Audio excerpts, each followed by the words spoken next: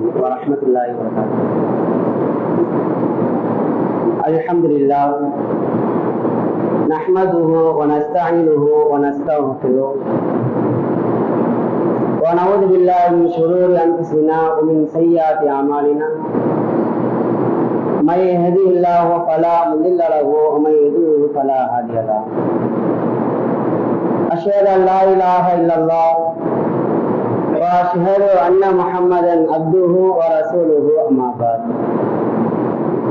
فقد قال الله تعالى بالقرآن العظيم والقرآن المجيد: أعوذ بالله من الشيطان الرجيم. بسم الله الرحمن الرحيم.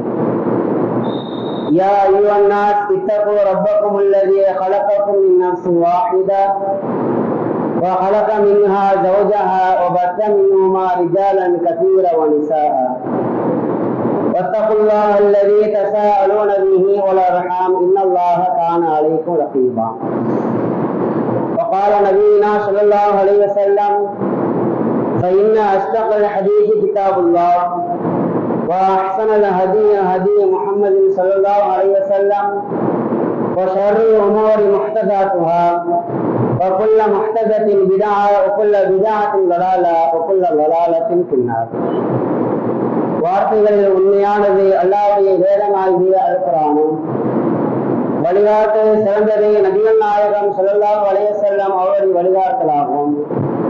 காரியங்கள் கெட்டது மார்க்கத்தின் பெயரால் எதுவெல்லாம் புதிதாக உருவாக்கப்படுகிறதோ இவை அனைத்தும் காரியங்கள் கெட்டது.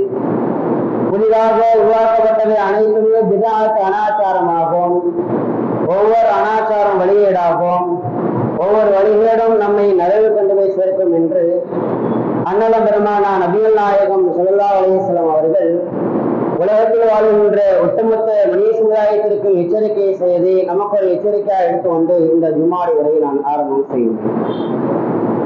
கண்ணியத்திற்குரிய எல்லாம் அல்ல அல்லாஹ்வின் நல்லடியார்களே, அல்லாஹ் ரப்பல் ஆலமீன் இந்த உலகத்தில் மனித சமுதாயத்தை படைத்து அந்த மனித சமுதாயம் உலகத்தில் வாழ்வதற்கான அனைத்து வகையான வாழ்க்கை வசதிகளுமே இந்த உலகத்தில் இறைவன் ஏற்பாடு செய்திருக்கிறான்.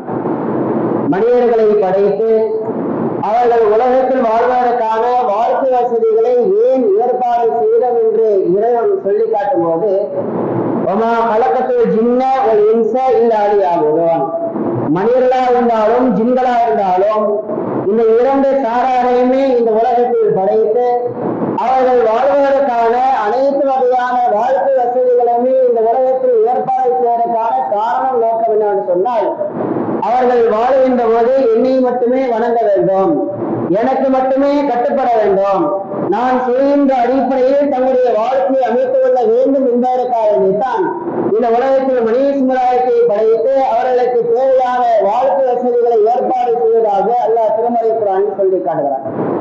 அதே போன்று இன்னிடத்தில் அல்லாஹ் சொல்லி காட்டுகிறான்: அல்லது கலக்கல் மௌத வல் ஹயாத்த லியப்லுவக்கும் ஐயுக்கும் அஹ்ஸனு அமலா. உலகத்தில் வாழ்கின்ற மனிதர்களுக்கு ஒரு குறிப்பிட்ட கால வாழ்க்கை வசதிகளையும் அந்த வாழ்க்கை வசதிக்கு பிறகு மனிதர்களுக்கு மரணத்தை நாம் ஏற்படுத்தியிருக்கிறோம்.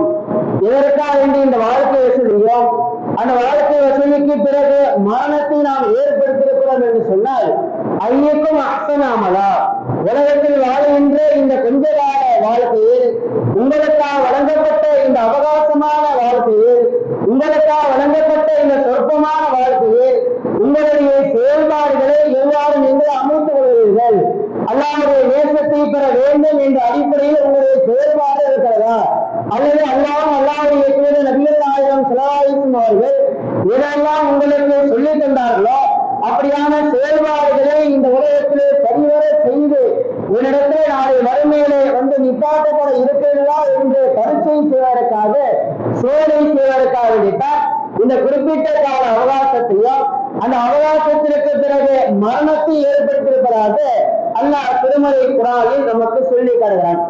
கொஞ்சம் யோசிச்சு பாருங்க, நாம இந்த உலக வாழ்க்கையிலே வாழ்ந்து கொண்டிருக்கிறோம். அல்லாஹ் இந்த உலகத்திலே ஏற்காவது நம்மளை படைத்தான் என்பதை அல்லாஹ் சொல்லி தருகிறான். அல்லாஹ்வை வணங்க வேண்டும் என்பதற்காகதான் நீங்கள் படைக்கப்பட்டீர்கள் என்று அல்லாஹ் சொல்கிறார். நமக்காக வழங்கப்பட்ட இந்த குறிப்பிட்ட கால அவகாசம் ஏற்காது என்று சொன்னால் நம்முடைய செயல்பாடுகள் எப்படியா இருக்கிறது என்று பார்ப்பதற்காக சோதனை செய்வதற்காக என்று இறைவன் நம்மளை பார்த்து சொல்கிறார் என்று சொன்னால் அத்தகைய செயல்பாடுகள் நம்மிடத்தில் இருக்கல. அல்லாஹ்வுடைய நேசத்தை பெறுகின்ற அடிப்படையில் நம்முடைய வாழ்க்கையினுடைய நிலையை நாம் அமைத்து கொண்டோமா? அல்லாஹ் திருமறை குர்ஆனில் சொல்லியிருக்கிறார்,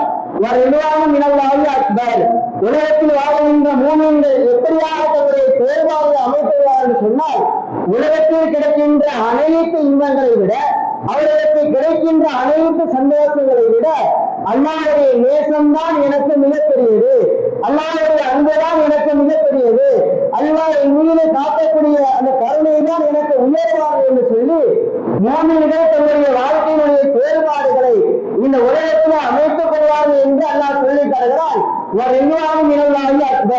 உலகத்தில் மனிதர்களுக்கு கிடைக்கின்ற அனைத்து இன்பங்களை விட அல்லாஹ்வுடைய நேசம்தான் மிகப்பெரியது, அல்லாஹ்வுடைய அன்புதான் மிகப்பெரியது என்பதை நீங்கள் சரிவர உணர்வீர்களானால் அதன் அடிப்படையில் உங்களுடைய செயல்பாடுகள் இருக்கும் என்று அல்லாஹ் சொல்லிக்காரே. ஆனால் எத்தனை மனிதர்கள் நம்முடைய உள்ளத்துல அல்லாஹ்வுடைய நேசத்திற்காக வேண்டி இந்த உலகத்திலே பயணிக்க வேண்டும் என்று நம்முடைய செயல்பாடு அமைத்து கொண்ட யோசினார். உலகத்திலே பல மனிதர்கள் நிலை எடுத்து பார்த்தால் ஒரு கணவன் ஒரு மனைவி எடுத்து கொண்டால் தன்னுடைய மனைவியிடத்திலே தான் ஒரு நம்பிக்கைக்குரிய கணவனாக மாற என்பதற்காக வேண்டி ஏராளமான தியாகம் செய்கின்ற கணவன்மார்களை பார்க்க முடிகிறது.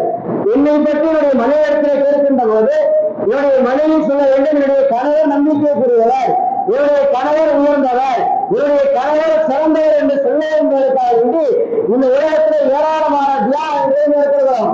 அதே போன்று மனைவி எடுத்து கொண்டால் என்னை பற்றியுடைய கணவரத்திலே கேட்கப்படுகின்ற போது இவருடைய கணவர் சொல்ல வேண்டும், இவருடைய மனைவி உயர்ந்தவர், இவருடைய மனைவி சிறந்தவர், இவருடைய மனைவி நம்பிக்கைக்குரியவர் என்று சொல்ல என்பதற்காக வேண்டி இந்த உலகத்தில் எவ்வளவு தியாகங்களை செய்கிறோம், எவ்வளவு கஷ்டப்படுகிறோம். அதற்காக நம்முடைய வாழ்க்கையினுடைய நிலைகளை எப்போதெல்லாம் செலுத்திக் கொண்டு உலகத்தில் வாழ்கிறோம்.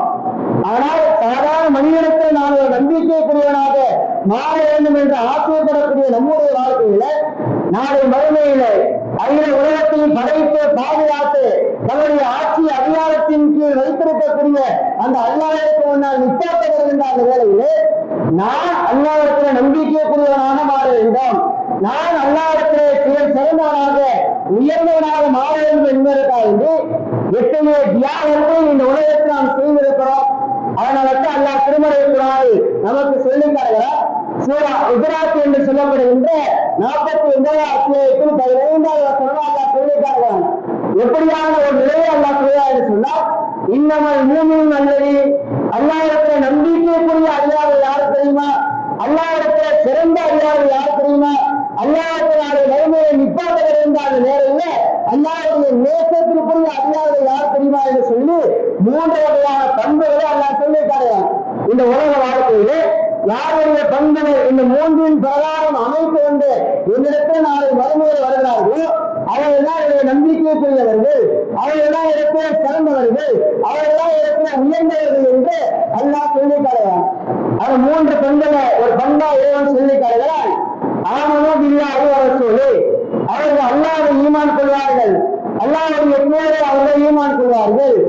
ஈமான் கொண்டதோடு மட்டும் வெட்டி விடாமல் சும்மலும் இருக்காமல் அவர்கள் சந்தேகம் கொள்ளாமல் உலகத்தில் வாழ்வார்கள் என்று அல்லாஹ் சொல்லி தருவார். கொஞ்சம் யோசிப்பார்கள். உலகத்தில் வாழக்கூடிய எந்த ஒரு முஸ்லீமை எடுத்துக்கொண்டாலும் உங்களை படைத்த இறைவன் யார் என்று கேட்டால் அல்லாஹ் என்றுதான் சொல்வார்கள். உங்களுக்கு அனுப்பப்பட்ட தூதர் யார் என்று கேட்டால் நபிகள் நாயகம் ஸல்லல்லாஹு அவர்கள் என்றுதான் சொல்வார்கள். உங்களுக்காக அனுப்பப்பட்ட வேதம் எது என்று கேட்டால் திருமறை குர்ஆன் என்றுதான் சொல்வார்கள். ஆனா அல்லாஹ் சொல்லியிருக்கிறார், ஆமனு பில்லாஹி வ ரசூலிஹி, நீங்கள் அல்லாஹ்வை ஈமான் கொண்டீர்கள், அல்லாஹ்வுடைய தூதரை ஈமான் கொண்டீர்கள். ஆனால் ஈமான் கொண்டதோடு மட்டும் விட்டு விடாமல் சும்மலும் இருக்காமல் அதில் நீங்கள் சந்தேகம் கொள்ளாமல் உலகத்தில் வாழுங்கள் என்று அல்லாஹ் திருமறை குர்ஆனில் சொல்லித் தருகிறானே. எத்தகைய சந்தேகத்தை இறைவன் இடத்தை சொல்றான். நேரடியாக அல்லாஹ் இல்லை என்று சொல்வதை அல்லாஹ் சொல்லவில்லை.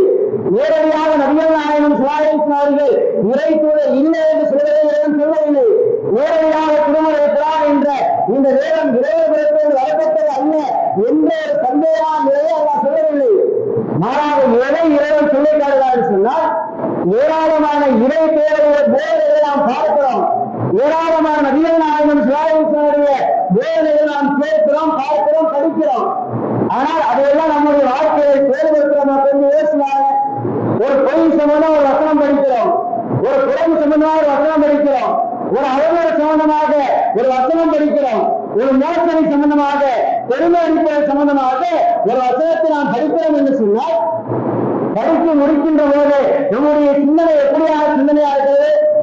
உலகத்தில் யாரான பொய் பேசவில்லை, உலகத்தில் யாரா மோசடி செய்யவில்லை, உலகத்தில் யாரா பெருமை அடிக்கவில்லை என்று சொல்லி அடுத்தவர்களை காரணம் காட்டி தனக்குத்தானே கொள்வாண்டு கொள்கின்ற ஒரு வேலையை பார்க்கிறதை கூட அல்லாஹ் ஒரு பண்பை நமக்கு எச்சரிக்கை செய்திருந்தால், அல்லாஹ்வுடைய தூதர் நபிகள் ஸல்லல்லாஹு அவர்கள் ஒரு பண்பை நமக்கு எச்சரிக்கை செய்திருந்தார்கள். எனவே அத்தகைய பண்புகள் என்னுடைய வாழ்க்கையிலே எந்த நிலையிலும் வரவிடாமல் நாம் பாதுகாப்பேன், எத்தகைய சூழல் ஏற்பட்டாலும் சரி என்று சொல்லி நம்முடைய வாழ்க்கையை அமைத்து விடுறோமா? அல்லது உலகத்தினுடைய மனிதனோடு ஒப்பிட்டு யாரா உலகத்துல பொய் பேசல, உலகத்தை யாரா மோசடி பண்ணல, உலகத்தை யாரும் பெருமை எடுக்கல என்று சொல்லி அடுத்தவர்களை காரணம் காட்டு தனக்குத்தானே பெருமையான பேருந்து வேலையை பார்க்கலாம். கொஞ்சம் யோசினாங்க. அல்லாஹ் திருமறை குர்ஆனில் சொல்லி காட்டுகின்ற அடிப்படையான விஷயம் என்ன? அல்லாஹ்வுடைய வசனங்கள் நீங்கள் படிக்கிறீர்கள், பார்க்கிறீர்கள், பேசுகிறீர்கள் என்று சொன்னால், அல்லாஹ்வுடைய தூதருடைய போதனை உங்களுக்கு வந்தடைகிறது என்று சொன்னால், அதை நீங்கள் கேள்விக்கிறது என்று சொன்னால், அதற்கு அப்படியே நீங்கள் கட்டுப்படக்கூடியவனாக உங்களுடைய வாழ்க்கையுடைய செயல்பாடு அமைத்து வருங்கள் என்று இறைவனுக்கு நமக்கு செய்தி வருகிறது, உபயோகம் வந்திருக்கிறது, எச்சரிக்கை வந்திருக்கிறது. ஆனால் அதையெல்லாம் புறக்கணித்து வாழக்கூடிய முஸ்லிம்களுடைய பண்புகள் ஏராளமான மனிதனுடைய வாழ்க்கை முறையை நாம பார்க்க முடிகிறது. ஆனால் நபிகள் நாயகம் ஸல்லல்லாஹு அலைஹி காலத்தில் வாழ்ந்த சஹாபாக்களுடைய வாழ்க்கை முறையை கொஞ்சம் எடுத்துவாங்க. உலகத்தில் எப்படியெல்லாம் சஹாபாக்கள் அல்லாஹ்வுடைய நேசத்தை பெற வேண்டாம், அல்லாஹ்வுடைய எந்த ஒரு செய்திகள் வந்தாலும் சரி, நபிகள் நாயகம் ஸல்லல்லாஹு அலைஹி வஸல்லம் எந்த ஒரு செய்திகள் வந்தாலும் சரி, அந்த செய்திகளை மறுக்காமல் எந்த ஒரு நிலையிலுமே அதற்கு மாற்றமாக நடக்காமல் தங்களுடைய வாழ்க்கையுடைய அனைத்து செயல்பாடுகள் அமைத்து வந்த ஏராளமான சஹாபாக்களுடைய வரலாறுகளை நாம பார்க்க முடியாது. அதனால்தான் அல்லாஹ் திருமறை குர்ஆனில் ரலியல்லாஹு அன்ஹும் வரலாறு அவர்கள் அல்லாஹ்வுடைய நேசத்தை பெற வேண்டாம், அல்லாஹ்வுடைய அன்பை பெற வேண்டாம், அல்லாஹ்வுடைய நம்பிக்கை பெற வேண்டியதற்காக என்று இந்த உலகத்தில் ஏராளமான தியாகம் செய்தார்கள். எந்த நோக்கத்திற்காக இந்த உலகத்தில் பாடுபட்டார்களோ, அதற்காக உழைத்தார்களோ, அதற்காக பாடுபட்டார்களோ, அவருடைய நோக்கத்தின் அடிப்படையில் இறைவன் சொல்லிக்காகிறான், அல்லாஹ்வாகிய நான் அவர்களை நேசித்து விட்டேன் என்ற உயர்ந்த ஒரு பட்டத்திற்கு சொந்தக்காரர் என்ற சஹாபாக்களை பார்த்து சொல்கிறது. சஹாபாக்கள் எப்படியாக திருமறை குர்ஆனுடைய வசனங்களை அறிகிறார்கள், எப்படியாக நபிகள் நாயகம் ஸல்லல்லாஹு அலைஹி போதனைகளை அறிகிறார்கள். கொஞ்சம் யோசினாங்க. ஒரு தடவை நபிகள் நாயகம் ஸல்லல்லாஹு அவர்கள் சஹாபாக்களுக்கு மத்தியிலே இடையே இருந்து கொண்டிருக்கிறார்கள். அவர் சூரா பக்ராவுடைய கடைசி வசனம் வருகிறது, லில்லாஹி மாஃபி ஸமாவாத்தி வ மாஃபி அல்-அர்த், வானங்கள் மற்றும் பூமியினுடைய அனைத்து ஆட்சி அதிகாரமும் அல்லாஹ்வாகிய எனக்கு மட்டும்தான் உரியது. வயின் துபது மாஃபி அன்ஃபுசிக்கும் யுஹாசிபுக்கும் பில்லாஹ், உங்களுடைய உள்ளத்தில் இருப்பதை நீங்கள் வெளிப்படுத்தினாலோ அல்லது மறைத்து கொண்டாலோ தான் நாடுவோரை தண்டிப்போம், தான் நாடுவோரை மன்னிப்போம் என்று அல்லாஹ்வுடைய ஒரு வசனம் வருகிறது. இந்த வசனத்தை சில சஹாபாக்கள் கேள்விப்படுகிறார்கள். கேள்விப்பட்டு நபிகள் நாயகம் ஸல்லல்லாஹு அலைஹி ஓடி வருகிறார்கள். ஓடி வந்து மண்டியிட்டு அமர்ந்து அல்லாஹ்வுடைய தூதரே, உலகத்தில் நீங்கள் தொழுவமாக சொன்னீங்க, தொழுவ தயாரா இருக்கிறோம், நோன்பு வைக்க சொன்னீங்க, நோன்பு வைக்க தயாரா இருக்கிறோம், நாங்கள் சம்பாதித்த உங்களுடைய செல்வங்களை இறைவனுடைய பாதையில வாழ்வாதார உதவியாக, மருத்துவ உதவியாக, இன்னத்திற ஏராளமான நன்மையான காரியங்களுக்கு இவருடைய செல்வத்தை நீங்கள் வாரி வழங்குங்கள் என்று சொன்னீர்கள். அதற்கு நாங்கள் தயாரா இருக்கிறோம். இதற்கும் மேலாக ஒருபடி மேலாக எங்களுடைய உயிர்களை இறைவனுடைய பாதையில அர்ப்பணம் செய்யுங்கள் என்று சொன்னீங்க. அதற்கு நாங்கள் தயாரா இருக்கிறோம். ஆனால் இப்போது அருளப்பட்ட இந்த வசனம் இவருடைய சக்திக்கு மீறிய வசனமா இருக்கிறது, உங்களால் தாங்கிக் கொள்ள முடியாத வசனமா இருக்கிறது, இவருடைய வாழ்க்கைக்கு நிறுத்தமான சாத்தியமில்லாத வசனமா இருக்குன்னு சொல்லி நபிகள் நாயகம் ஸல்லல்லாஹு அலைஹி சஹாபாக்கள் மூடிவிடுகிறார்கள். அந்த வசனம் சொல்லக்கூடிய செய்தி என்ன? உலகத்திலே ஒரு மனிதர் ஒரு பாவத்தை செய்கிறார் என்று சொன்னால் அந்த பாவத்திற்காக வந்து நாளை மறுமையில அல்லாஹ் தண்டிக்கிறார் என்று சொன்னால் அது நியாயமானது. ஆனால் என்னை அறியாமல் என்னுடைய உள்ளத்தில் ஏற்பட்ட ஒரு தவறான சிந்தனைக்காக வேண்டி நாளை மறுமையில எடுத்து காமித்து தான் நாடியவரை தண்டிப்பேன், தான் நாடியவரை மன்னிப்பேன் என்று இறைவன் சொல்லி காட்டுகிறார் சொன்னால் இறைவனுடைய தண்டனை யாருமே தப்பிக்க முடியாது என்ற அச்சத்தின் காரணமாக நபிகள் நாயகம் ஸல்லல்லாஹு சஹாபாக்கள் முறையிடுகிறார்கள். நபிகள் நாயகம் ஸல்லல்லாஹு அலைஹி கேட்கிறாங்க, உங்களுக்கு முன்னால் வாழ்ந்த சமுதாயத்தினர்கள் எப்படி வாழ்ந்தாங்க தெரியுமா? சமியான அல்லாஹ்விடத்திலிருந்து ஒரு வேத வசனம் வருகின்ற போது சமியான அதை செவியேற்பார்கள். செவியேற்று விட்டு அதற்கு அப்படியே மாற்றமாக வாழ்வார்கள். மோசடி சமுதாய வசனத்தை படிக்கின்ற போது, பெருமை சம்பந்தமாக ஒரு வசனத்தை படிக்கின்ற போது, இன்னத்திர வடக்கோடிமார்கள் செய்கின்ற சம்பந்தமாக ஒரு வசனத்தை படிக்கின்ற போது அவருடைய நிலை எப்படியாக என்று சொன்னால் அதை செவியேற்பார்கள், பார்ப்பார்கள், படிப்பார்கள், கேட்பார்கள். ஆனால் தங்களுடைய வாழ்க்கையிலே அதை செயல்படுத்தினார் என்று பார்த்தால் அதற்கு அப்படியே மாற்றமாக இருப்பார்கள். அதுபோல நீங்க சொல்லாதீங்களா? சஹாபாக்களே, இந்த மார்க்கத்திற்காக வேண்டி ஏராளமான தியாகங்களை மேற்கொண்டவருடைய தோழர்களே, நீங்கள் அப்படி சொல்ல வரீங்களான்னு சொல்லி நபிகள் நாயகம் ஸல்லல்லாஹு அலைஹி சொல்றாங்க. நீங்கள் அப்படி சொல்லாதீங்க, நீங்க சொல்லுங்க சமியானா அத்தானா, நாங்கள் செவியேற்றம் கட்டுப்பட்டோம். குஃப்ரானக ரப்பனா வ இலைக்கல் மஸீர், எங்களுடைய பாவங்களை மன்னித்து விட எங்கள் அனைவருடைய திருமணம் உன்னிடத்தில் மட்டும்தான் உள்ளது என்று நீங்கள் அனைவரும் சொல்லுங்கள் என்று நபி அவர்கள் சொல்லி காட்டுறாங்க. அத்தனை சஹாபாக்களும் சொன்ன நிலை என்ன கொஞ்சம் யோசிப்பார்கள். நம்முடைய வாழ்க்கையில ஏராளமான கண்களுக்காக ஏராளமான வசனங்களை பார்க்கிறோம். ஆனால் பல மனிதர்கள் மோசடி செய்யாது என்று சொல்கின்ற போது வியாபார தளங்கள்ல பல மனிதர்கள் மோசடி செய்துவிட்டு சொல்லக்கூடிய வார்த்தை என்ன? இந்த காலத்துல மோசடி செய்யாத வியாபாரம் பண்ண முடியுமா? வியாபாரம் அப்படிதான் மோசடி பண்ணாத வியாபாரம் செய்து குடும்பத்தை காப்பாற்ற முடியுமா என்று சொல்லி பல மனிதர்கள் தங்களுடைய வாழ்க்கையில இப்படியான வார்த்தைகளை சர்வ சாதாரணமாக சொல்லக்கூடிய ஒரு நிலையை பார்க்கிறோம்.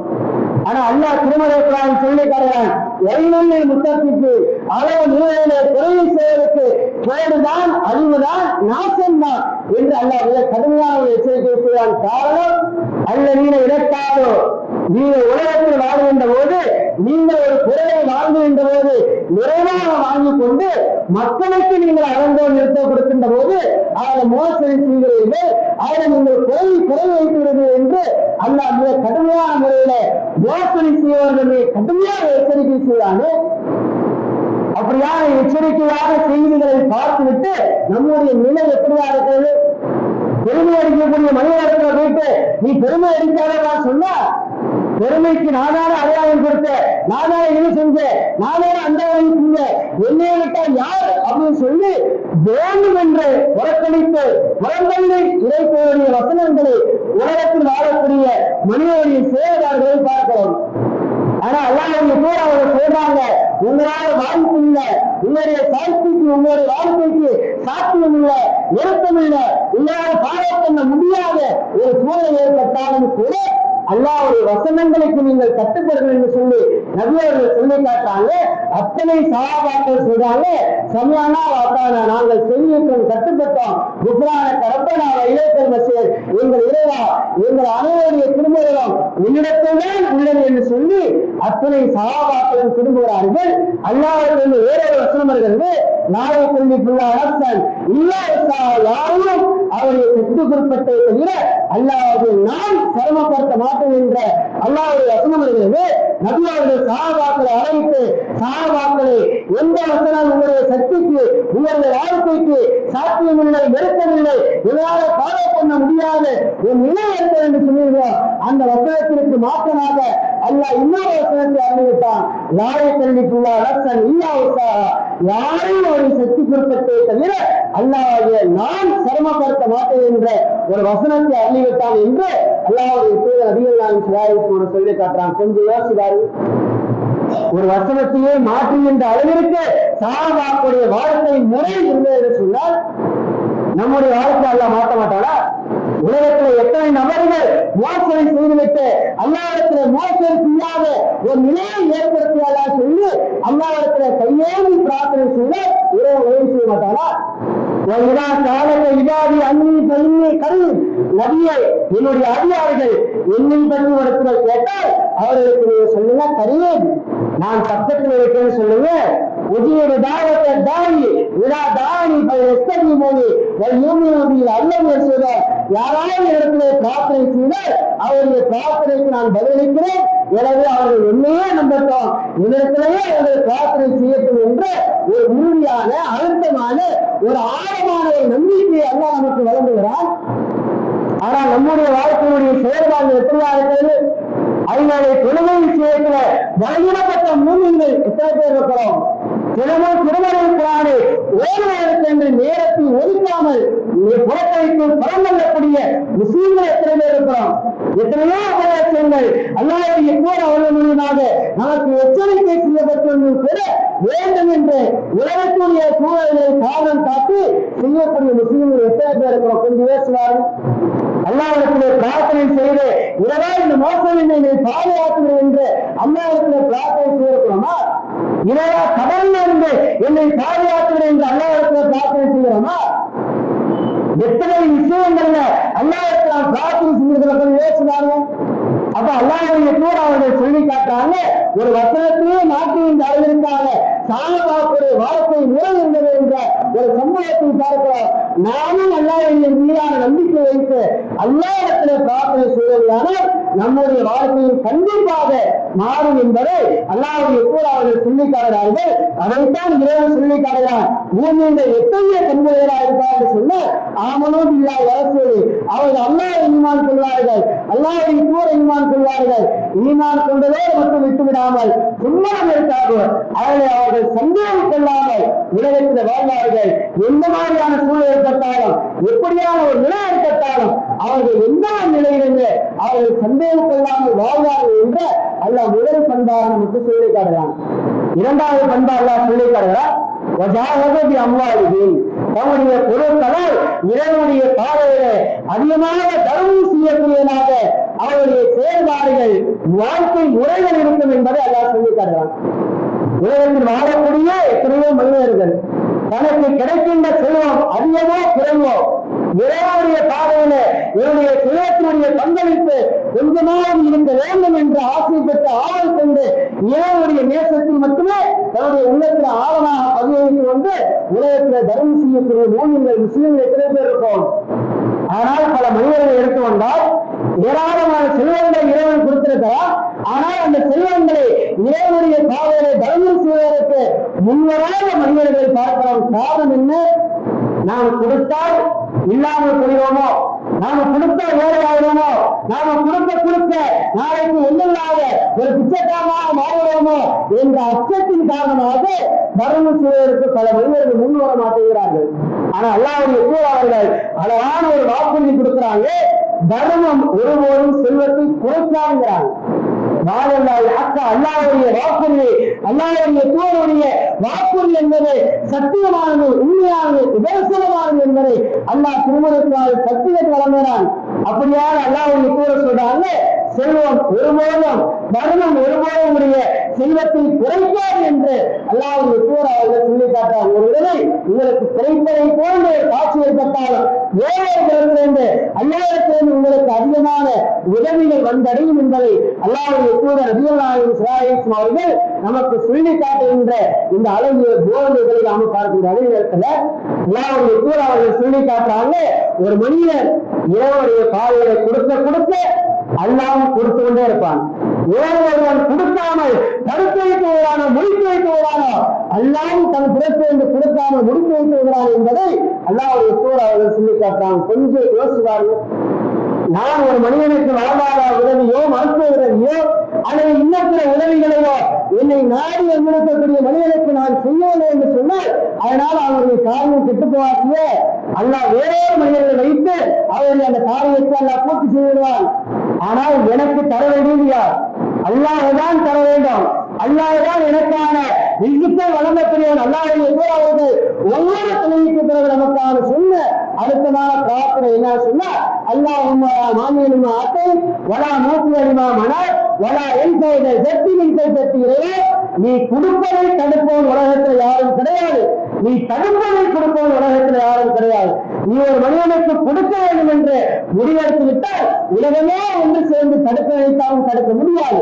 நீ ஒரு மனிதனுக்கு தடுக்க வேண்டும் என்று முடிவெடுத்து விட்டால் உலகமே ஒன்று சேர்ந்து கொடுக்க வேண்டும் என்று முடிவெடுத்து விட்டால் கொடுக்க முடியாது என்பதை அல்லாஹ்வுடைய தூதர் நபியல்லாஹு ஸல்லல்லாஹு அலைஹி வஸல்லம் அவர்கள் ஒவ்வொரு தொழுகைக்கு பிறகு நாம் செய்கின்ற அழுத்தமான ஆழமான ஒரு நம்பிக்கை நமக்கு சொல்லுகிறார் சொன்னால் அடிப்படையான விஷயம் என்ன? நாம் இறைவனுடைய பாதையில தர்மம் செய்வதற்கான ஒரு சூழலை ஏற்படுமையானால் அத்தகைய வாய்ப்புகள் நமக்கு வறுமையானால் அதை எந்த நிலையிலுமே தொழில் ஏற்பட்டு விடாமல் தளர்வு ஏற்பட்டு விடாமல் அதை பலவீனப்பட்டவர்களால் நம்முடைய செயல்பாடுகள் இருந்து விடாமல் நாம் அதிகமாக நம்மளால் இந்த அளவிற்கு தர்மங்களை முற்படுத்த வேண்டும் என்பதை அல்லாஹ்வுடைய தூதர் நபியல்லாஹு ஸல்லல்லாஹு அலைஹி வஸல்லம் சொல்லி காட்டிய இந்த அழகிய போதனைகளை பார்த்து எனது முதல்வர் இஸ்லாமை கொடுக்கிறார்.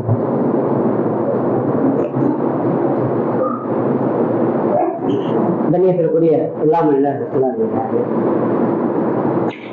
நாளை மறுமையிலே அல்லாஹ்விடத்திலே இறை நம்பிக்கையாக கொண்டப்பட வேண்டும் என்று சொன்னால் அதற்கான 3 வகையான செயல்பாடுகள் நாம் இந்த உலகத்தில் அமைத்துக் கொள்ள வேண்டும் என்பதை அல்லாஹ் சொல்லித் தருகிறான்.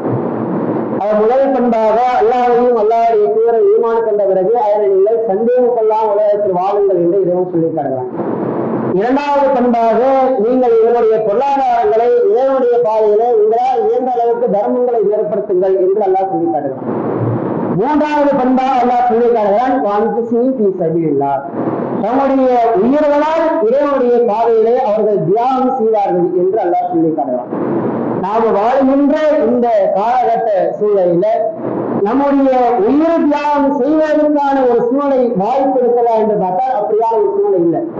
ஆனால் சஹாபாக்களுடைய வாழ்க்கை முறையை எடுத்து பார்த்தால் பல சஹாபாக்கள் உயிரை விட்டால்தான் பின்னாடி வரக்கூடியவர்கள் இஸ்லாத்தை ஃபாலோ பண்ண முடியும் என்ற நிலையில இருந்தார்கள். பல சஹாபாக்கள் தம்முடைய உடலுடைய பல உறுப்புகளை இழந்தால்தான் இஸ்லாம் என்ற இந்த மார்க்கத்தை ஃபாலோ பண்ண முடியும் என்ற ஒரு நிலையில அவருடைய வாழ்க்கை முறை இருந்தது. ஆனால் நம்முடைய வாழ்க்கையுடைய நிலையை அல்லாஹ் இப்போது அப்படியா ஏற்படுத்தாவிட்டாலும் நம்மளால முடிஞ்ச அளவுக்கு நேர தியாகம் செய்யலாமா இல்லையா? நம்மளால முடிஞ்ச அளவிற்கு உடல் உழைப்பு தியாகம் செய்யலாமா இல்லையா? கொஞ்சம் யோசிச்சாங்க. 5 தொழுகை விஷயத்துல நேர தியாகம் செய்து நேர தியாகத்தை ஒதுக்கி தொழுகைக்கு வந்த நபர்கள் எத்தனை பேர் இருக்கிறோம்? கொஞ்சம் யோசிச்சாங்க. அதற்கான உடல் உழைப்பு தியாகத்தை செய்தவர்கள் எத்தனை பேர் இருக்கிறோம்? கொஞ்ச நேர திருமறை குரானை ஓதிய நேரத்தை ஒதுக்கி ஓதிய எத்தனை பேர் இருக்கிறோம்? அல்லாத அனைவரும் தஸ்பீஹ் செய்வதற்காக வேண்டி ஒரு நாளைக்கு ஒரு 10 நிமிடமாவது தியாகம் செய்யறவங்க எத்தனை பேர் இருக்கிறோம்? கொஞ்சம் யோசிச்சாரு. அப்ப இஸ்லாமிய மார்க்கத்துல உயிர் தியாகம் செய்கின்ற அளவிற்கான ஒரு சூழலை இப்போ நமக்கு இல்லாவிட்டாலும் இறைவனுக்காக வேண்டிய நேர தியாகம் உடல் உழைப்பு தியாகம் செய்வதற்கான ஒரு சூழலை வாய்ப்பு அல்லாஹ் நமக்கு வழங்கியிருக்கிறார் சொன்னால் அதை நம்முடைய வாழ்க்கையை சரிவர பயன்படுத்தணும்னா தனிநபர் தாரா என்று அழைத்தால் எத்தனை நபர்கள் செல்கிறோம்? நோட்டீஸ் தாரா வாருங்கள் என்று அழைத்தால் எத்தனை நபர்கள் நம்முடைய பங்களிப்பு நாம் செலுத்துகிறோம்? நிலப்பொருள் பிரச்சாரம் வாருங்கள் என்று சொன்னார் அதற்காக எத்தனை நபர்கள் நம்முடைய தியாகத்தை மேற்கொள்வார்கள் யோசினார்கள். அப்ப எந்த விதமான தியாகத்தையுமே செய்யாமல் நாம் சொர்க்கத்திற்கு செல்ல முடியுமா என்று அதற்காக வேண்டி அப்படியான ஒரு நிலையை நாம் உருவாக்கி கொள்ள நாம் ஆசைப்படலாம் யோசினார்கள். அதனால அல்லாஹ் சொல்லி தருவார், இறை நம்பிக்கையாளராக நீங்கள் வாழ வேண்டும் என்று சொன்னால் உங்களுக்கு இருக்க வேண்டிய 3வது பண்பு, நீங்கள் இறைவனுடைய பாதையில உங்களால் முடிந்த அளவிற்கு உயிர் தியாகம் செய்ய வேண்டும் என்பதை அல்லாஹ் திருமறை குர்ஆனில் சொல்லி தருகிறான். இந்த 3 பண்பை இறைவன் சொல்லிவிட்டு இறுதியாக இறைவன் சொல்லி தருகிறான், இந்த 3 பிரகாரம் யார் தவறு வாழ்க்கை அமைத்துள்ளார்களோ அவர்தான் உலாயிக்கை முன்சாரிப்போம். நாளை வறுமையிலே இடத்துல உண்மையான இறை நம்பிக்கை என்ற ஒரு உயர்ந்த ஒரு அந்தஸ்தை பெற்றுவிட்டார்கள் என்று அல்லாஹ் திருமறை குர்ஆனில் நமக்கு சொல்லி காட்டிய இந்த போதனைகளை நாம் நம்முடைய உள்ளத்தில் ஆழமாக பதிவை கொண்டு வாழுகின்ற இந்த பஞ்சகால வாழ்க்கை, இந்த வாழ்க்கைக்கு பிறகு இன்னொரு அவகாசம் வழங்கப்படாது என்பதை இறைவன் சொல்லி தருகிறான். உலக தரா இந்த விஜய் மூல நாட்சி சுழற்சி எந்த அப்படியே நாளை மறுமையிலே சில பேருக்கு அல்லாஹ்வுக்கு முன்னால் கொண்டு வரப்படுகின்ற வேலையிலே வெட்டப்பட்டவர்களாக கேவலப்பட்டவர்களாக தலை சென்றவர்களாக இறைவனுக்கு முன்னால் நிப்பாட்டவர்கள் அந்த வேலையில் அவர்கள் சொல்வார்கள், ரப்பனா அபஸர்னா சமிஅனா ஃபர்ஜினா நிஅமல் சாலிஹன் இன்னாவுக்கு இறைவே, இப்போ நான் பார்த்து விட்டேன், இப்போ நான் கேட்டுவிட்டு உலகத்திற்கு நான் செல்வதற்கு ஒரே ஒரு அவகாசத்தை உலகத்திற்கு நான் சென்று என்னால் முடிந்த அளவிற்கான செயல்பாடுகளை அமைத்திருக்க உலகத்தில் வருகின்றால் என்ற நாளை வறுமையிலே கத்துவதால் கதறுவதால் கண்ணீர் அடிப்பதால் எந்த விதமான பயனும் இல்லை என்பதை நம்முடைய உள்ளத்தில் ஆழமாக பதிவைத்துக் கொண்டு நாம் வாழ்கின்ற இந்த பஞ்சகால வாழ்க்கையை இறைவனுடைய தேசத்திற்காக இறைவனுடைய அன்பை பெற வேண்டும். இறைவனுடைய நாளை வறுமையிலே கவனையை பெறுவதற்கான அனைத்து வகையான செயல்பாடுகளை நம்முடைய வாழ்க்கையை அமைத்துக் கொள்ள வேண்டும் என்று சொல்லி அப்படியா நன்மக்களாக வல்ல ரஹ்மான் உங்களையும் என்னையும் ஆட்சியர்களான பிரார்த்தனை செய்து எனக்கு இரண்டாம் முறை கொடுத்து வாக்குறுதி அஸ்ஸலாமு அலைக்கும்.